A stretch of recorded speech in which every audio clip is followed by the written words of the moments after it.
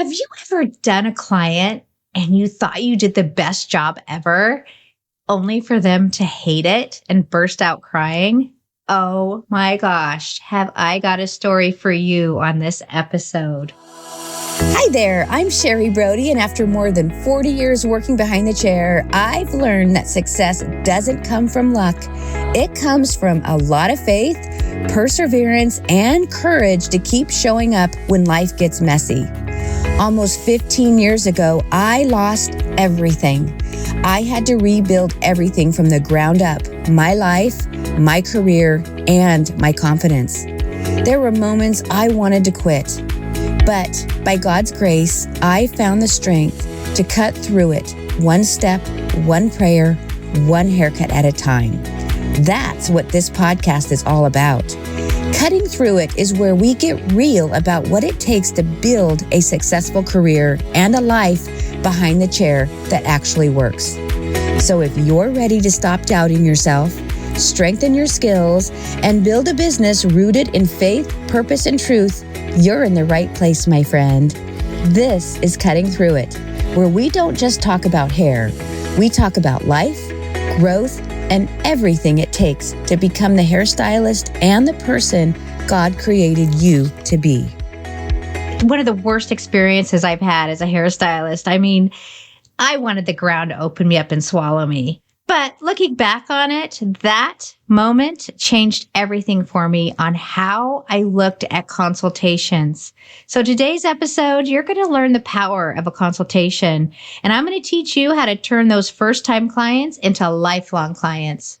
Before we dive in, I just want to remind you about my website, On Point Hair by Sherry. I'd love for you to go there and subscribe to my On Point Pro Tips. Every week, I send out some tips that will really help inspire you and give you tidbits that will help you become successful behind the chair. I'll attach the link in the show notes. I don't know if you guys know this, but I had a salon. I owned it for probably about 17, 18 years in the Bay Area. And the way the salon was set up, it was set up to where there was 4 stations along one wall and 5 stations along another wall. And my station, because I owned it, was by the front desk. So when you walked in the front door, there was the front desk, and then I was right by the front desk. And all the chairs were full. All my stylists were there. And the type of salon that I owned, I trained all the stylists. So all of them were on commission. They all grew as a stylist from the training, and they would help train each other. And it was just a really awesome team environment. Well, there I was working. I had a client that came in, and she was a client I'd been doing for a long time. She, we'd tell jokes. She was one of those clients that you got along really well. And she sat down in my chair, and she showed me a picture of what she wanted. And she showed me a picture of a short haircut. Now, mind you, the weekend prior, I had just came back from a show, and I saw a really cool short haircut, and haircutting is my jam. So, of course, I looked at that haircut and I thought, I get to do a big change today and do a short haircut. So I said, sure, because I looked at her. I knew it would look great on her. I mean, was I shocked that she wanted it? Yeah. But so she was all fine. And I didn't do a consultation with her. I just took her back to the shampoo bowl, washed her hair, and I didn't notice anything. I was so focused on giving her this cool haircut that at the end of it, I was like in my head, like, oh my God, Sherry, this is awesome. You did a great job. I think this is one of your best short haircuts ever. Well, I give her the mirror, and she looks in the mirror and she bursts out in tears. Guys, I just want to tell you in that moment, like my heart came up into my throat, and I thought, I just want to die right here. Can somebody just open up the ground and swallow me? I mean, all my stylists, I'm like the lead. They're looking at me. I mean, everybody knows. I was mortified. So I rushed her to the back room because I wanted a private moment with her. I wanted to know what's going on? I gave you what you wanted. And we went to the back room, and she looked at me and she said, Sherry, I'm sorry. I don't know what happened. She says, I should have been honest with you. She said, you did exactly what I wanted. But the reason I wanted this was because last night, my husband asked me for a divorce because he's having an affair, and he's always told me he never wanted me to cut my hair. And so I I did it out of revenge. I just want to pause there for a moment because in that moment when she told me that, I felt about 2 inches tall because I realized in that moment, like, I hadn't thought about her at all. All I thought about was, I get to do a cool haircut. How cool will that be? The stylists I've taught, they're going to be so impressed. And I was just ashamed of myself. And, I didn't charge her for the haircut. Of course I didn't. But I lost her as a client. She never came back to me. And I was so sad about that. But I share that story with you because that moment was a turning point in my career for how I serviced clients and how I communicated with them. And I want to share it with you because I really feel like a lot of us as hairstylists today we're missing the mark when it comes to client communication, because I strongly believe that it's here in that communication piece that really builds loyalty for your business and longevity in your business. And I don't want you to ever be in a situation like I was in. So I want to share with you just kind of a framework for things that you can start using to look at to make sure that you've done a thorough consultation. So I would encourage you to grab a notepad and a pen if you can, or save this episode if you're out walking or, running errands so that you can write these things down and just keep them by your station. Because I really feel like they'll really help you be able to connect on a deeper level with your clients. And it'll really help you become just more confident as a hairstylist and have your clients have more confidence in you, in what you're doing. The first is all the feels. We're going to go through look, feel, and listen. And the first one is to look. When a new client comes into the salon to me, I am looking at them from the moment they get up from the chair and they're walking to my chair. I'm looking at their posture. I'm looking at, of course, their body shape, and I'm looking at their eyes. Are they looking down? Are they looking up? You can tell a lot by the way a person walks and the way they hold their head on how confident they are. Sometimes you can look at a client and when they're walking towards me, I can tell they're really nervous. And so that tells me that I've really got to make sure that I make them feel comfortable. The way to look at it is like thinking about going on a blind date. I remember I went on a blind date once and I hated it. I just want to tell you that. Can I tell you that right now? I hated it. I would not ever do that again. I was just so nervous coming up to it because I'm all, oh my gosh, what's he going to look like? What's he going to, is he going to like me? All those things. And then when I did meet him, no, I didn't like him and it wasn't comfortable and I couldn't wait for the date to end.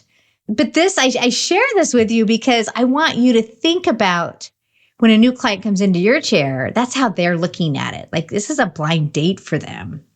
So you want to make them feel as comfortable as possible. And by really looking at their body language, it'll tell you a lot about, how they're feeling. So that is my first one, is to really look at their body language. And then the next is to listen. When you ask them questions, ask them open-ended questions, not just yes or no to start with. But when you ask them a question, really, really listen to what they're saying. A lot of times we'll look at a hairstylist because we are a client. And as hairstylists, we're artists, right? So a lot of times we can look at somebody and go, oh gosh, she would look so great in a shag or with, I'd love to lighten the hair around her face or add some, some pop here and there. Like we already in our heads, because we're artists, we see it. And if we are all up in our heads when we're consulting with them and asking them these questions, then we're not really listening, are we? Because sometimes we can ask a question and they can answer us, but if we're not really listening, their tone of voice could tell us a lot. Like, for instance, let's take the story of, I call it my divorce story, of my client. If I would have taken the time, number one, to really look at her when she came in, I probably would have noticed that something was off about her. And if I would have taken the time to ask her questions, like when she showed me that picture, something I should have asked right off the bat was, why are you choosing to cut your hair short? Tell me why.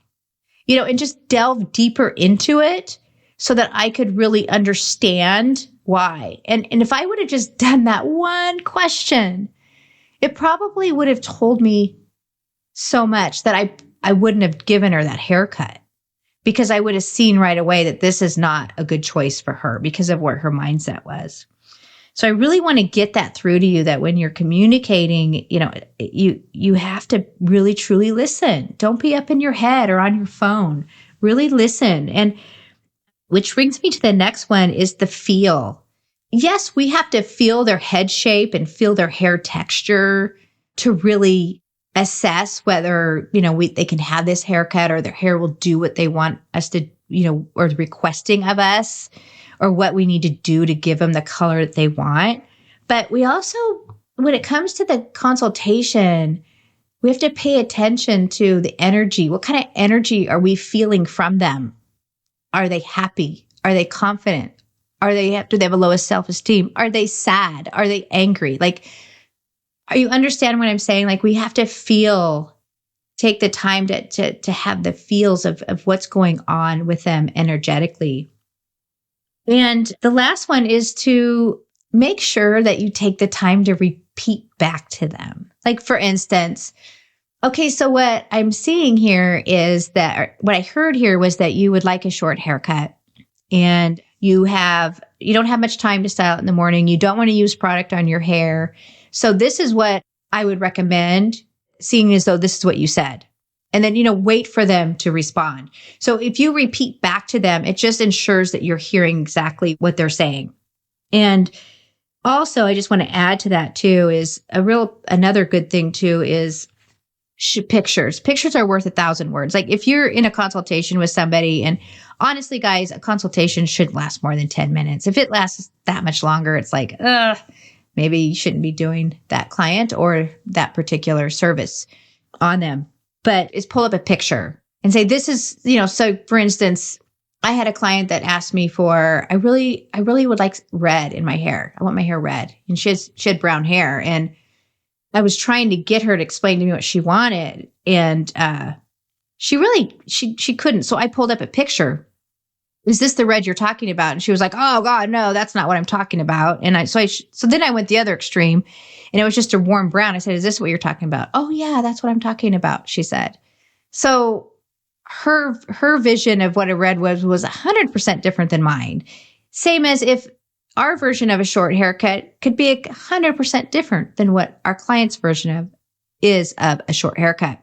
So what I'm trying to share with you today is the power of a consultation. It's the number one thing that's going to keep your clients coming back. Clients want to be seen. They want to be heard. They want to know that they've been felt. And of course, they want to have a great service. But your clients are going to remember about how you made them feel. I can't tell you, when I was rebuilding my business, when I moved from the Bay Area to Arizona, I cannot tell you how many clients sat in my chair and said, nobody has ever taken the time to share with me that I had these growth patterns, or showed me what my hair could do, or why my hair isn't acting the way I want it to. And it kept them coming back, and those clients are still coming back to me today. I've been here in Arizona now 14 years, and I have some of those clients that are still returning to me. And it's because of those consultations. So I also want to remind you here, guys, don't forget how powerful our job is. What we do is, gosh, we are so blessed. I get so thankful that God blessed me with this skill, because it is such a gift to be able to make somebody feel good about themselves. We affect how people feel, guys. And when we make them feel good about themselves, then it affects their whole life. It's going to affect them at work. It's going to affect them on those blind dates. They're going to feel so good about themselves. It's going to help them be able to have more confidence in communicating in their lives.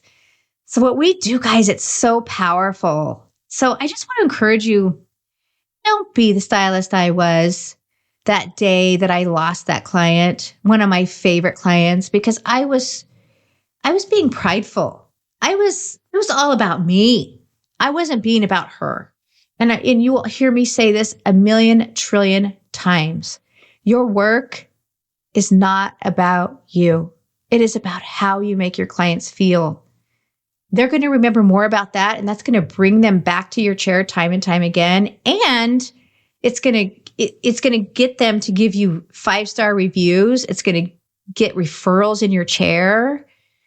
Don't underestimate. I'm not saying that your skills aren't important. What I'm saying is you could give somebody the best haircut ever, just like I did. I gave her a really great haircut, but it didn't matter because you see, she didn't feel seen or heard, and I made her feel ugly, even though that wasn't what my intention was. And I never want to make anybody feel that way again. And I know you don't either. Hey, thanks for hanging out with me today on Cutting Through It. I hope today inspired you. I hope that it gave you some clarity and confidence. But most importantly, I hope it gave you the courage to keep going. Because you, my friend, you're not meant to do this journey alone as a hairstylist. If this episode lit something up in you, would you hit the subscribe button? But most importantly, let me know by leaving me a review. And also, I have another favor to ask. Will you share this with another hairstylist who you know that might need a little boost today? Your words help this message from this podcast reach more hairstylists who need it. And if you want to dive a bit deeper with me and learn about all the free resources I have, head over to my website at onpointhairbysherry.com. Until next time, stay faithful, stay focused, and stay on point. And never, never forget that your clients, they'll remember more about how you made them feel than anything else at all. Have a blessed day.